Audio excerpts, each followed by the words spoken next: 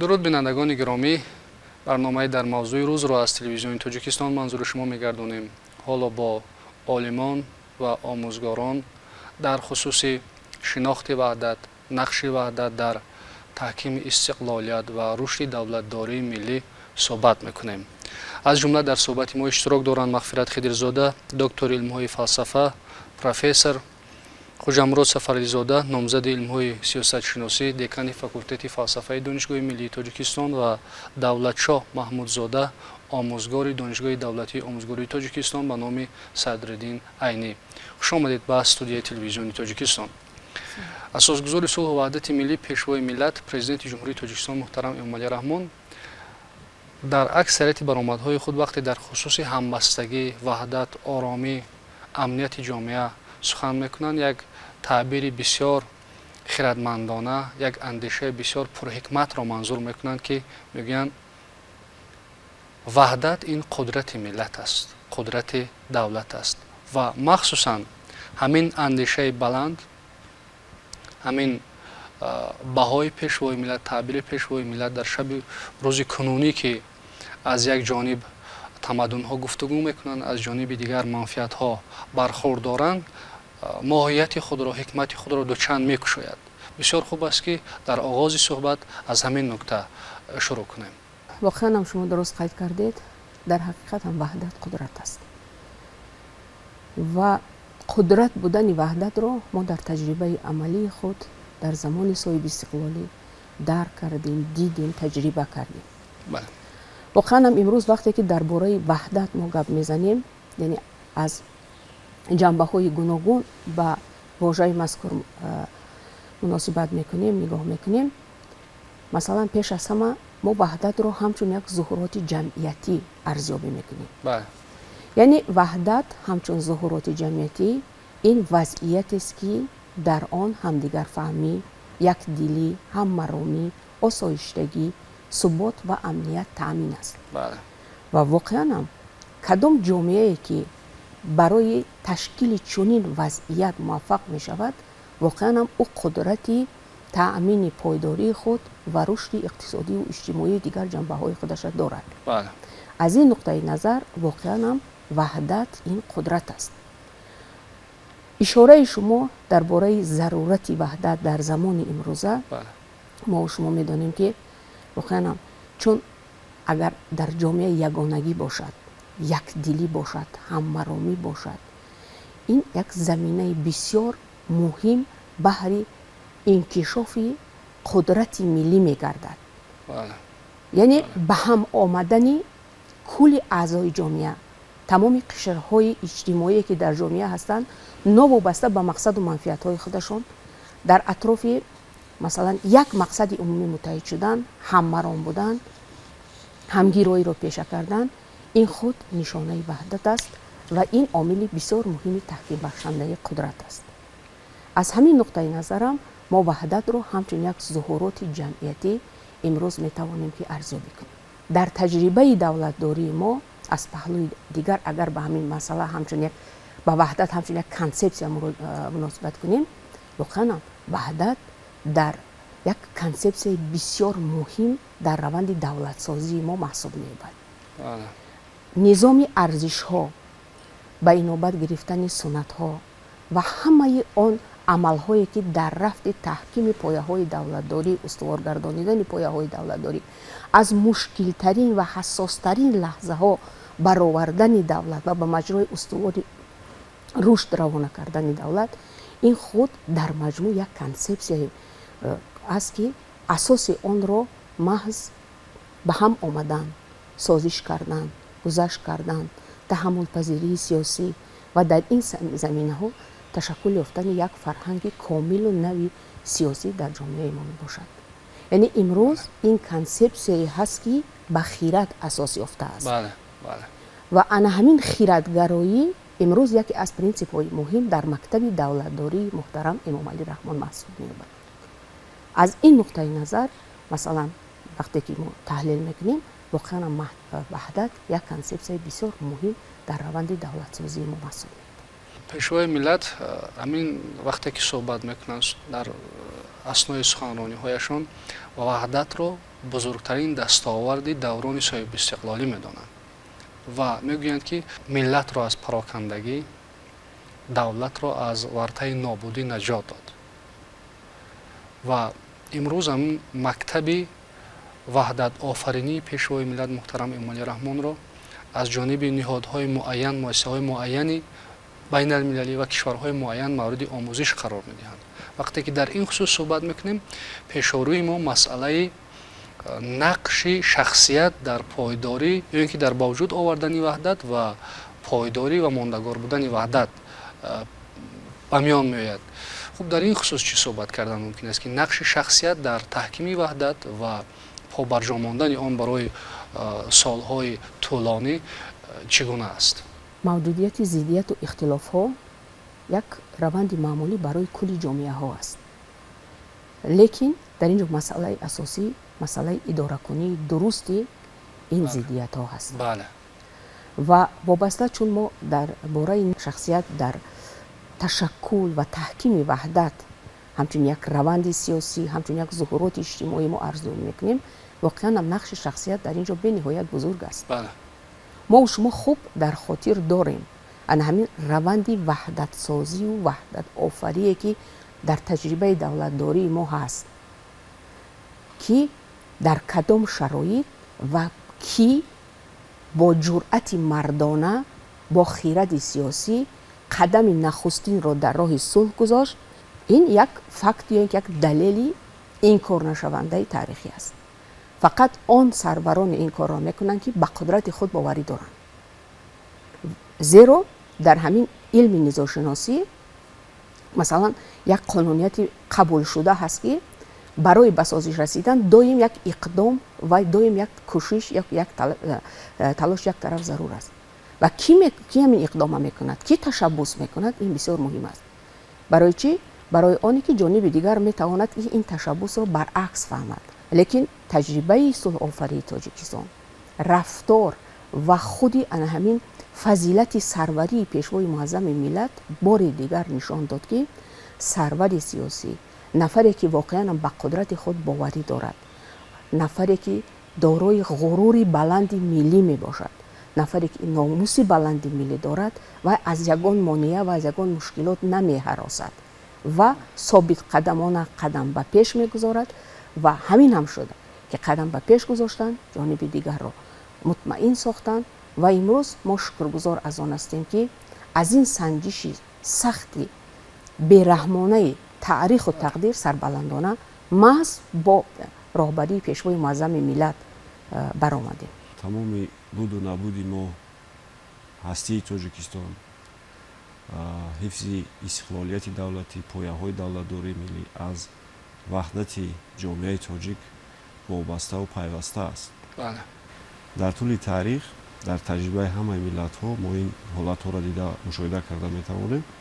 миллатҳо ё пароканда мешаванд, ё муттаҳид мешаванд. яъне доимо миллатҳоро ду тамоилот, ду раванд ҳамроҳӣ мекунад.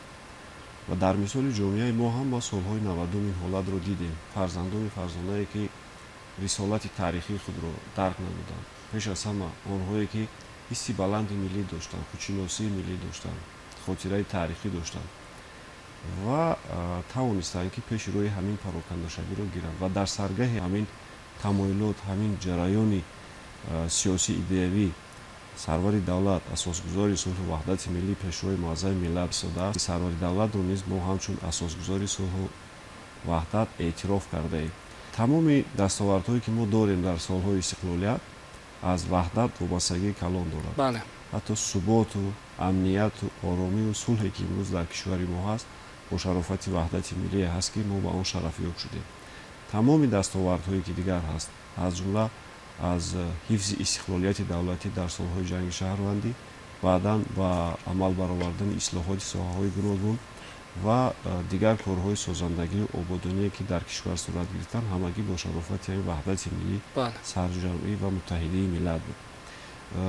ва чизи дигар ин аст ки албатта дар ташаккули ваҳдати миллӣ, дар муттаҳид кардани миллат, дар сарҷамъ кардани миллат нақши сарварон ба ғоят калон аст.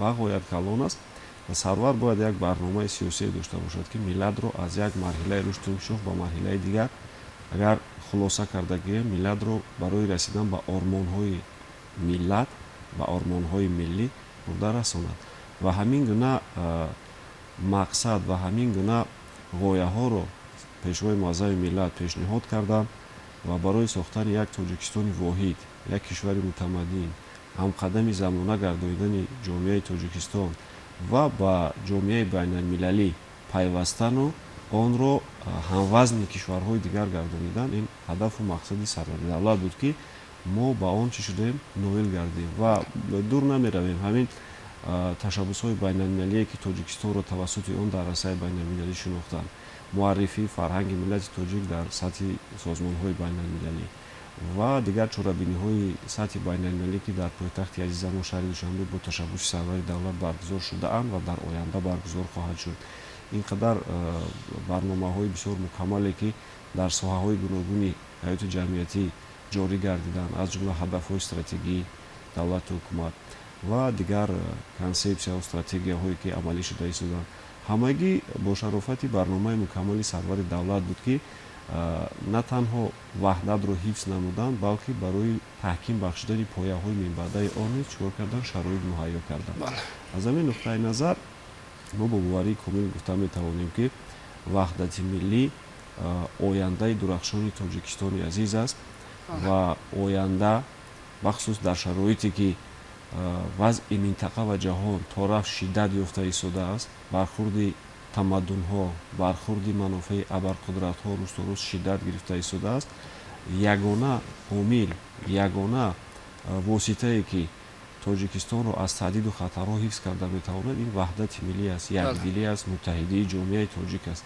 зарару зиёни ҳамаи амалкардҳои тахрибӣ тавассути ваҳдати миллӣ муттаҳидии ҷомеа метавонанд ки чӣ карда шавад коҳиш дода шавад тоҷикону тоҷикистониён дар асри навин дар асри пур аз танишу пур аз хавфу хатарҳо метавонад сарбаландона барои татбиқи ҳадафҳои худ мақсадҳои худ yoki барои расидан ба ормонҳои худ устуворона қадам диҳанд бо дар назар дошти ҳамин бо боварии комил гуфта метавонем ки ваҳдати миллӣ ин арзиши олӣ аст манфиати ҳаётан муҳим аст барои кишвари мо барои сокинони кишвари мо ва кафили истиқлолияти давлатӣ сулҳу субот ва ояндаи дурахшони тоҷикистон маҳсуб меёбад. Ташаккури зиёд.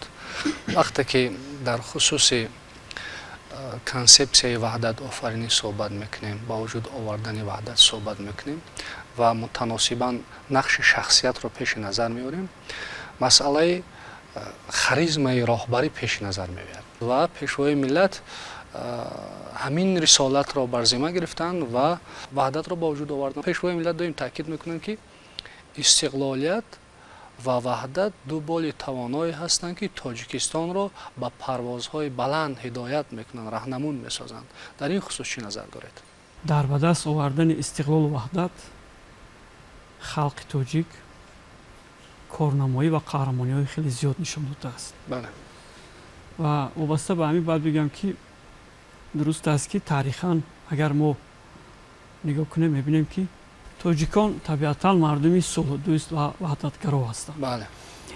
Ва ман гумон мекунам ки ҳамин хислатҳои ин миллат буд ки шумо бинед имрӯз дар дунё зиёд халқ ва миллатҳое ҳастанд ки ҳамин неъматҳоро надоранд.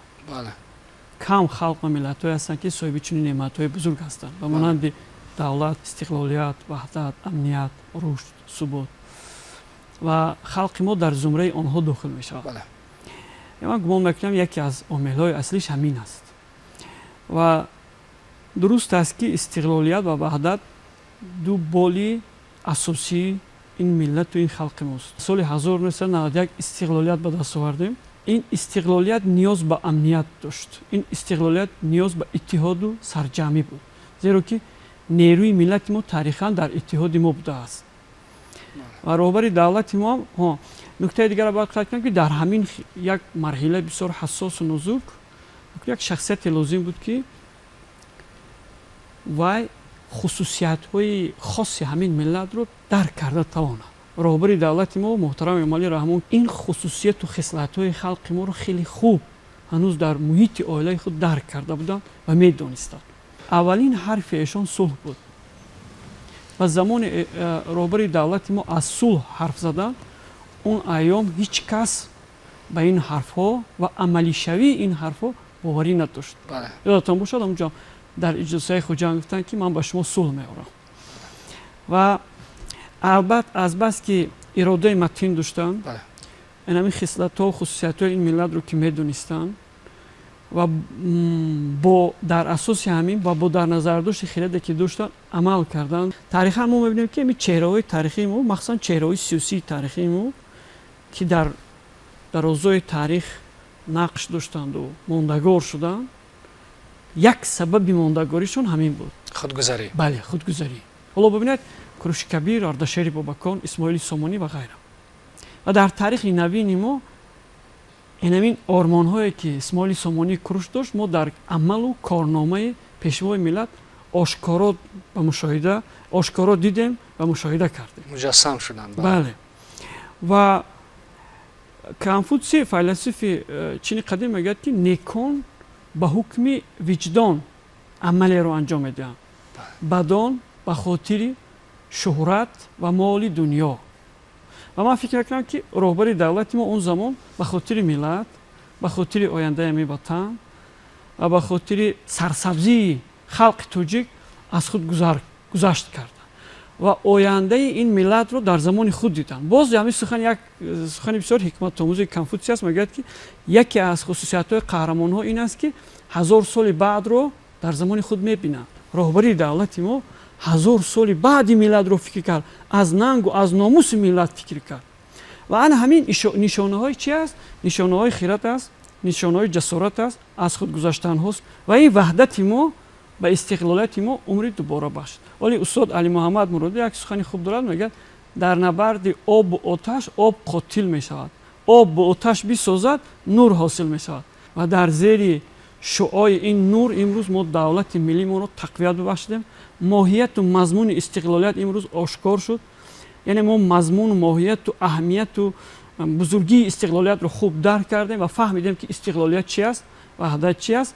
ва ҳамаи ҳамин агар хулоса кунем, воқеан ин ду болеҳа ҳастанд ки миллати моро ҷон бахшид, нур бахшид, қувва бахшид, тараққиёт бахшид, баракат дод. дуруст гуфтанд дӯсти мо ки воқеан ҳамин ваҳдати мо буд ки имрӯз шумо бинед мо дар зери ҳамин сояи ваҳдату сулҳу амният соҳиби дастовардҳое шудем ки 10 сол пеш, 20 сол пеш дар орзуи мо намеғунҷед. яъне мо орзу мекардем ки эй кош соҳиби чунинҳо мешудем. иттиҳоду сарҷамии ҳамин миллат буд, ваҳдати ҳамин миллат буд ки мо роғунро ки мардум ҷаҳониён мегуфтанд ки дигар ҳеҷ имкон надорад сохтани ҳамин, имрӯз ду агрегати вайро мавриди истифода қарор додем ва имрӯз шумо бинед ҳамин иттиҳоду нерӯи иттиҳоду ваҳдати мо аст ки имрӯз дар роғуни мо як майдони бузурги корзори ватансозӣ идома дорад. ташаккури зиёд.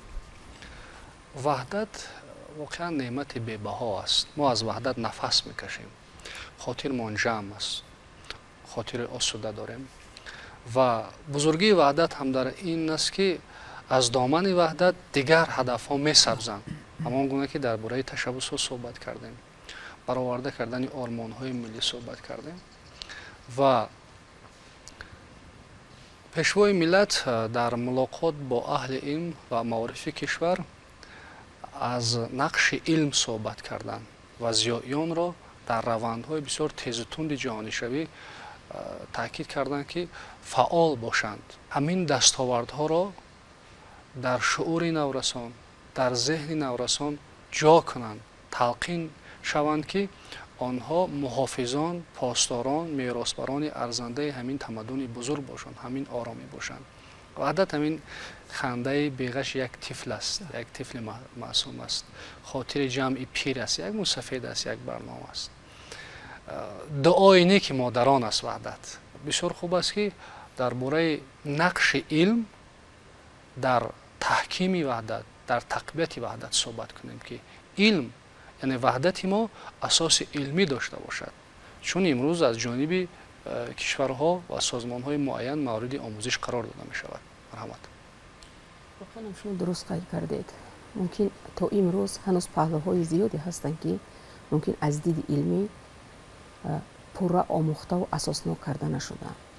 зеро мо медонем ки ваҳдати миллӣ ҳамчун як раванди комили сиёсӣ заминаҳои муайян дорад, қонуниятҳои муайян дорад ва омӯзиши ин заминаву қонуниятҳо ба мо имконият медиҳанд ки раванди минбаъдаи рушди ваҳдати миллиро дар ҷомеа пешбинӣ карда тавонем.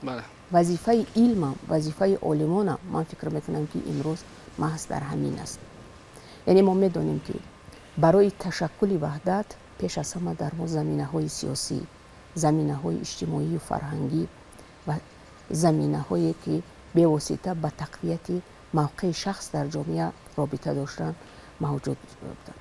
яъне имрӯз вақте ки мо дар бораи заминаҳои сиёсии ташаккули ваҳдат ва таҳкими минбаъдаи он сухан меронем, пеш аз ҳама бояд ба инобат гирем ки худи устувор гаштани мавқеи давлат, шинохти давлат аз ҷониби қудратҳои дигар, таъмини қонунмандии давлат яке аз омилҳои бисёр муҳим дар раванди ташаккули ваҳдат баромад мекунад.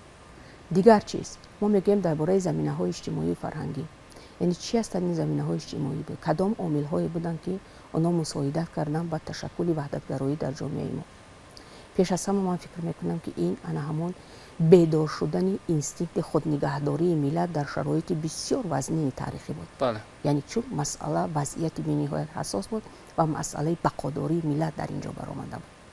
боло шудани эҳсоси худшиносии миллӣ ва худи ҳувияти миллӣ, ифтихори миллӣ, ино омилҳо ё ки заминаҳои бисёр муҳими иҷтимоии фарҳангӣ ба шумор мераванд ки баҳри таҳкими ваҳдат дар ҷомеаи мо хизмат карданд.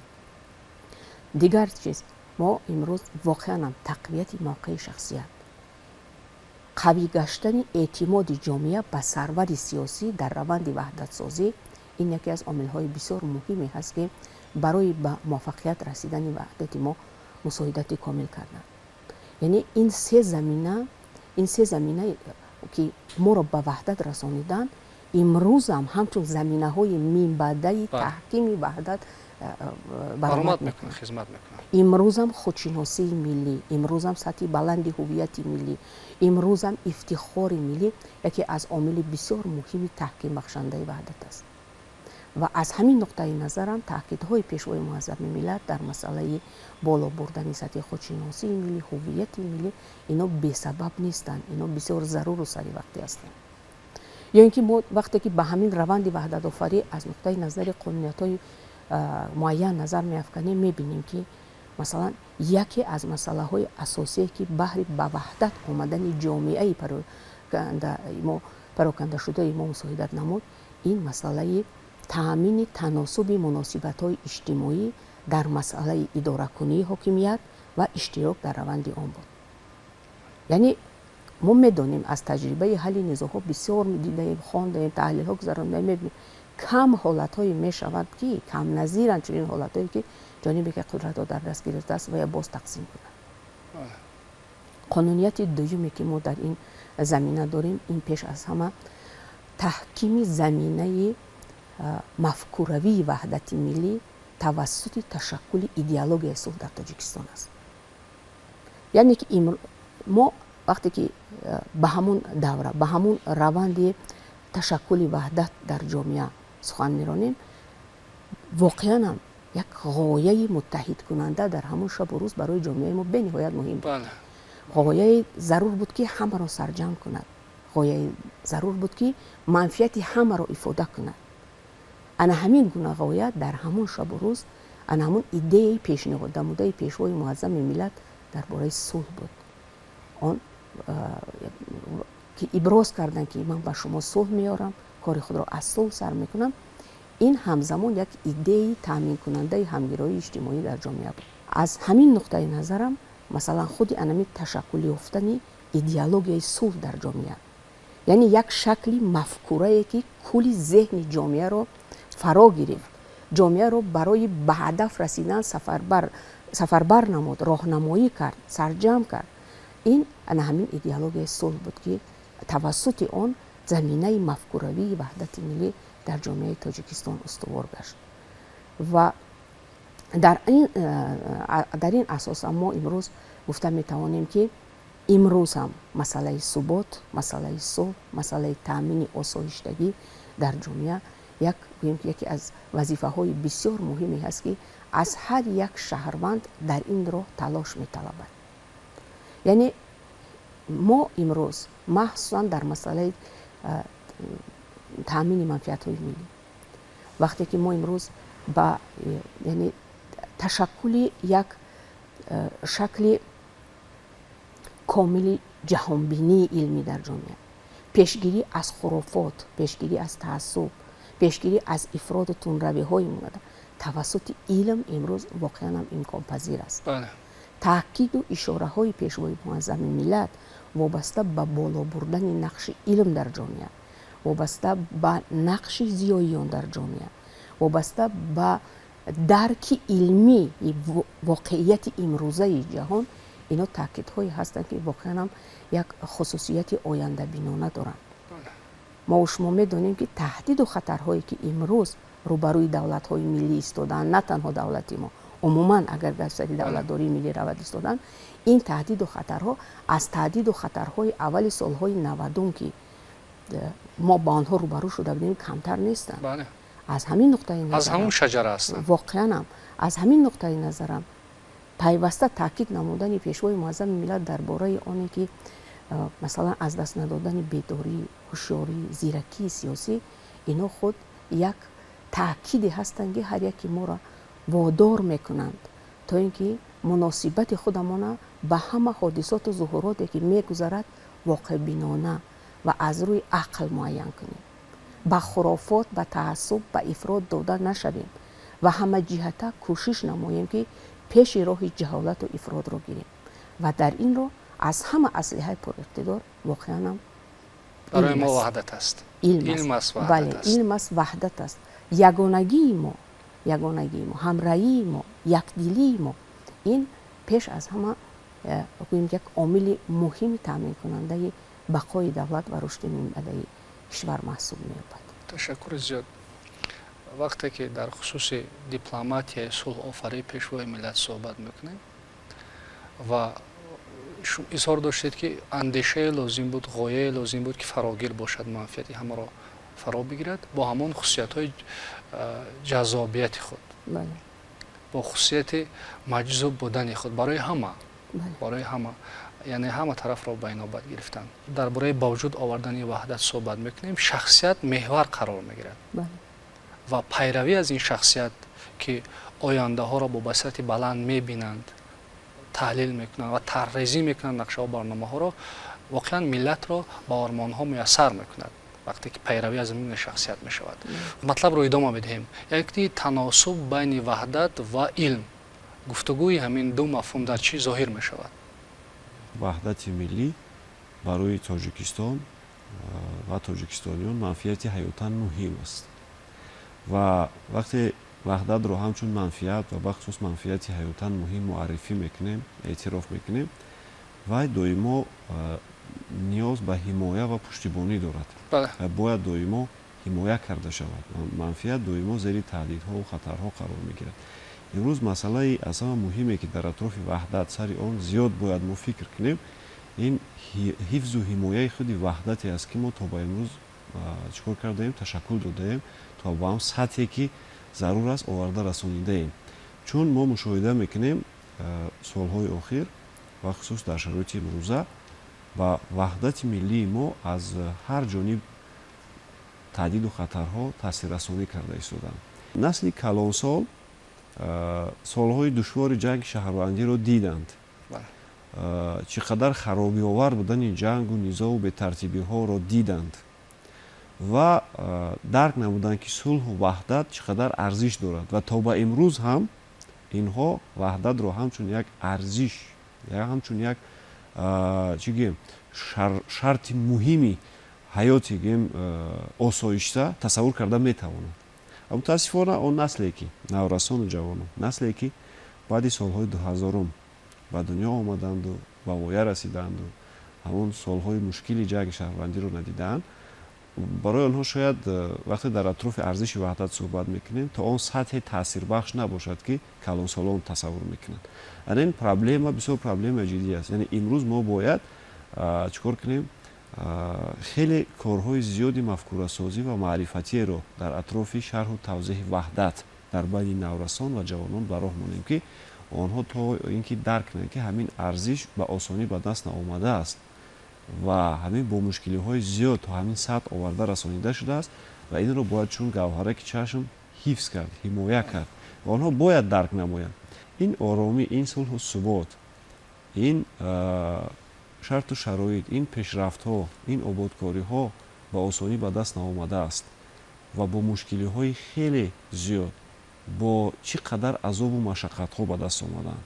ба ҳамин хотир мо бояд ба қадри ваҳдати миллӣ, ба қадри сулҳу суботу оромӣ бояд расем ва мо бояд дар атрофи сиёсати пешгирифтаи сарвари давлат, барномаҳо ва ҳадафҳои стратегии давлату ҳукумат бояд муттаҳид шавем, то ки кишвари азизи мо дар оянда боз ҳам рушду инкишоф ёбад, боз ҳам ба марҳилаҳои баъдии тараққиёт чикор кард шомил шавад.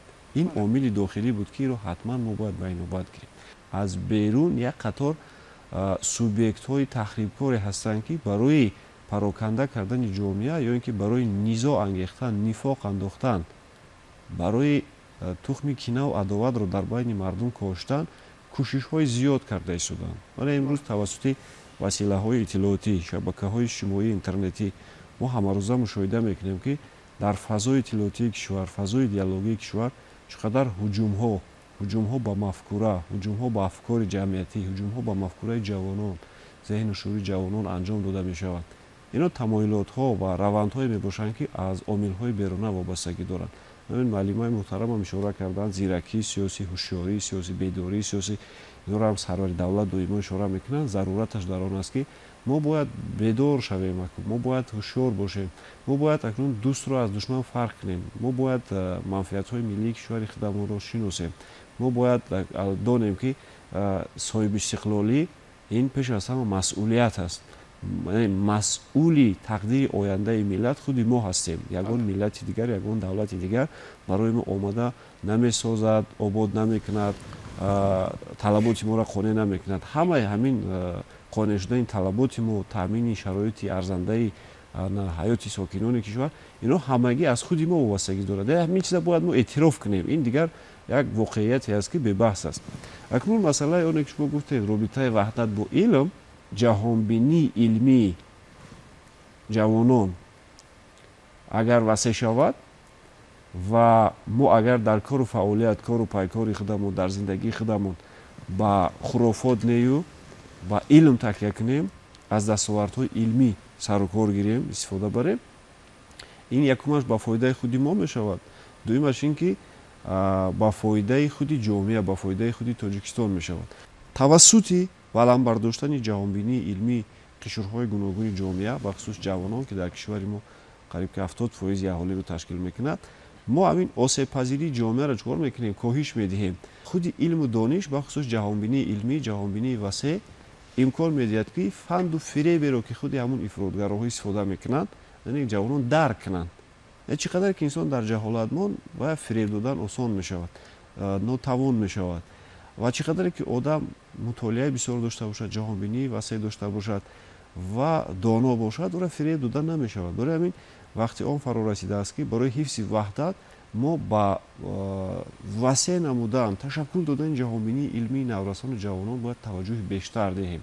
барои боз ҳам донотару барои боз ҳам гӯем ки тавонотар кардани миллати худ, ҷавонони худ бояд ки диққати махсус диҳем, бахусус ба наврасон ки ҳамин ояндаи кишвар, бахусус ҳифзи арзишҳои миллӣ, ваҳдати миллӣ аз ҷумла, истиқлолияти давлатӣ аз ҷумла дар оянда аз наврасон вобаста аст. яъне имрӯз чӣ гунае ки мо агар бо онҳо муносибат кунем, фардо баъди 10 солаҳо ҳамин натиҷааш, мевааш аз рафтори онҳо, аз дониши онҳо вобаста мешавад.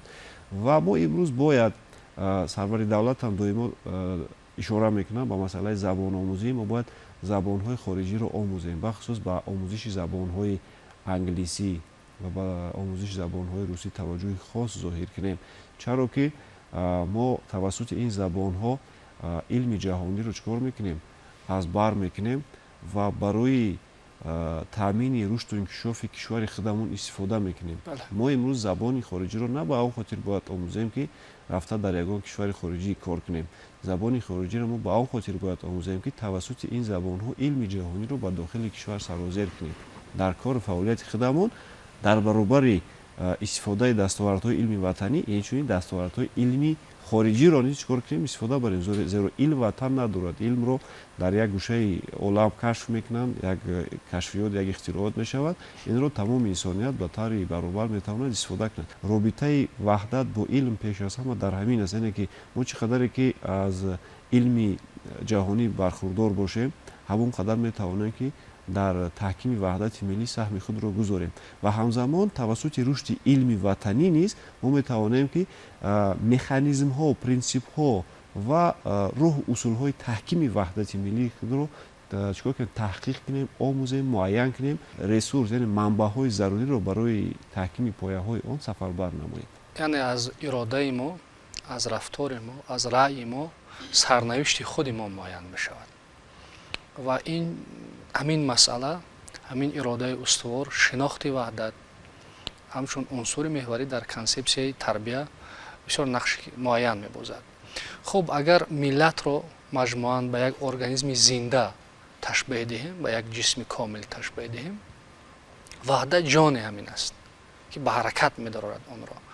ва дар бораи таҳдидҳо ба ваҳдат соҳбат шуд ва изҳор шуд ки он нафароне ки манфиатҷӯёне ки хусумат доранд, ҳасад доранд аз оромии ҷомеа, ки имрӯз Тоҷикистон яке аз кишварҳои амтарин дар ҷомеаи ҷаҳон шинохта шудааст ва шаҳри Душанбе низ ҳамчунин яке аз шаҳрҳои амтарин дар ҷаҳон эътироф шудааст. аз ин дастовардҳо ҳасад мебаранд, ҳамеша таваҷҷӯҳ мекунанд ба қишри осебпазири ҷомеа ва ҳамон гуна ки изҳор шуд, инҳо ҷавонон ҳастанд. чунки ҷавонро, мағзи тозаро, асаби тозаро тезтар мағзшӯӣ кардан ва ҳар қадар мағзшӯӣ бештар бошад, унсурҳои бегона дар он зиёдтар мешавад ва вақте ки унсурҳо бегона шуданд, манзур имкониятҳои зеҳнӣ аст. албатта гаравиш ба фарҳанги бегона ба вуҷуд меяд.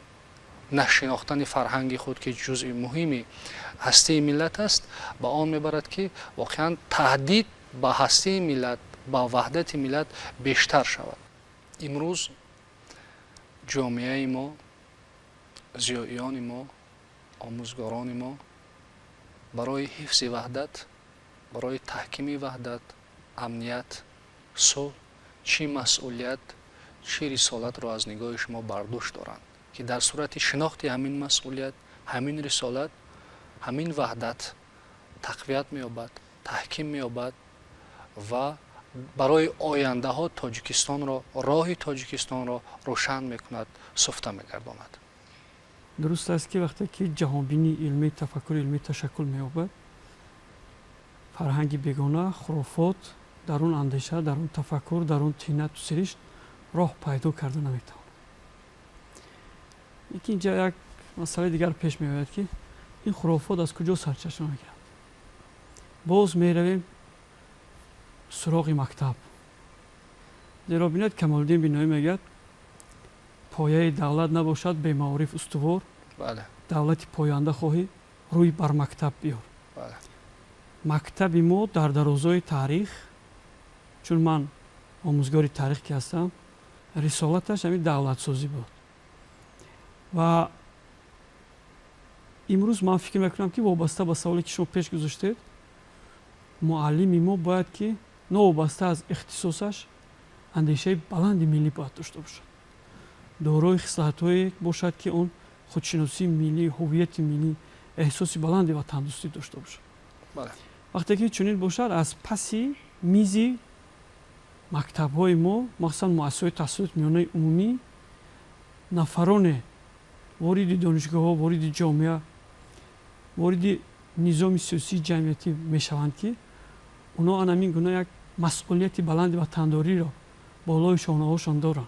ва дуруст аст ки имрӯз зиёиёни мо, олимони мо ва махсусан омӯзгорони мо дар ҳамин равандҳои бисёр пуртазоди ҷаҳони муосир ҳамеша пешгому пешқадам бошад. ва дуруст гуфтед ки дар ҳамин мулоқоти охире ки пешвои миллат санаи 30 майи соли равон бо аҳли зиё ва аҳли маориф доштанд. агар таваҷҷӯҳ карда бошед сари ин масъала зиёд диққат карданд ва ҳатто як нуктарам иброз доштанд ки дар солҳои 90 бинобар сабаби бетарафии баъзе аз олимони мо ва аз сабаби мавқеи нодурусту ишғол намудани баъзе аз адибони зиёёни мо ба ҳамин гуна як фалокати бузург рӯбарӯ шудем ва сарнавишти барҳамхӯрии давлати сомонионро ҳатто пеш назар оварданд ва ин сарнавишти таърихи миллати мо аст. ин мактаби бузурги сабақомӯзии халқи мо бояд бошад ва мо имрӯз бояд дар атрофи ин сиёсати ватансозонаву миллатсози пешвои миллат муттаҳид шуда ҳамаи олимон, ҳамаи зиёён дар инамин набардҳои иттилоотӣ ман гумон мекунам ки пешқадам бошанд. Ташаккур барои суҳбат, барои ибрози андешаҳо. пешвои миллат дар китоби тоҷикон дар оинаи таърих менависанд ки мо ба таърих рӯ меорем, таърихро меомӯзем ба он хотир ки хатоҳое ки гузаштагони мо карданд содир нашавад аз мо, ба ин иштибоҳот такроран роҳ надиҳем ва дастовардҳое ки доштанд, барномаҳое ки доштанд барои рушди давлатдорӣ онҳоро барои имрӯз корбаст кунем ва воқеан ҳамин тавр аст. бинандагони гиромӣ, дар ин ҷо суҳбати мо бо олимон, омӯзгорон аз муассисаҳои илмӣ, ҷумҳурӣ дар шинохти ваҳдат, нақши шахсият дар эҳёи ваҳдат, ба вуҷуд овардани ваҳдат ва ҳамзамон муносибати илм ба ваҳдат бо мағфират хидрзода, доктори илмҳои фалсафа, профессор хуҷамурод сафарализода, номзади илмҳои сиёсатшиносӣ, декани факултети фалсафаи Донишгоҳи миллии Тоҷикистон ва Давлатшоҳ Маҳмудзода, омӯзгори Донишгоҳи давлатии омӯзгории Тоҷикистон ба номи Садриддин Айнӣ ба поён мерасад. нури ваҳдат дар хонадонатон барномаҳои дигари телевизиони Тоҷикистон идома доранд.